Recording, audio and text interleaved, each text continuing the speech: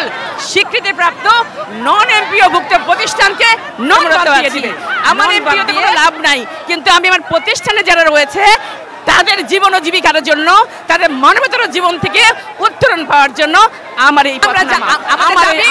আমাদের দাবি শুধুমাত্র সচল স্বীকৃতিপ্রাপ্ত নন এমপিওভুক্ত প্রতিষ্ঠানকে নন বাদ দিয়ে দিবে। নন বাদ দিয়ে আমাদের জন্য রাখবে এমপিও ভুক্তি প্রতিষ্ঠান।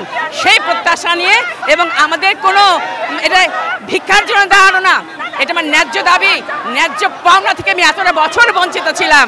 সেই বঞ্চনা থেকে আমি মুক্তি পাওয়ার জন্য আজ আমার এই পথে নামা।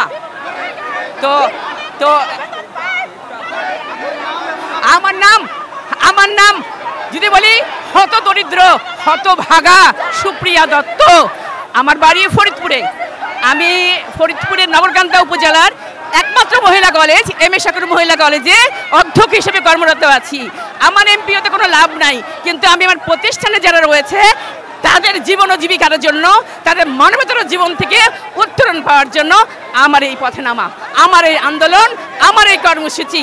তো আমি যে আবারও বলবো, আপনারা যারা সাংবাদিক ভাইরা রয়েছেন, আপনাদের অনেক ধার, আপনাদের ছবিতে, আপনার লেখনীতে, যে লেখনীতে অনেক কিছু বদলে দেওয়া যায়। আপনাদের কাছে রিকোয়েস্ট, আমরা দাবি নাভি না পাওয়া পর্যন্ত আপনারা আমাদেরকে সহযোগিতা করে যাবেন, এইটাই প্রত্যাশা করছি। ধন্যবাদ আপনাদেরকে।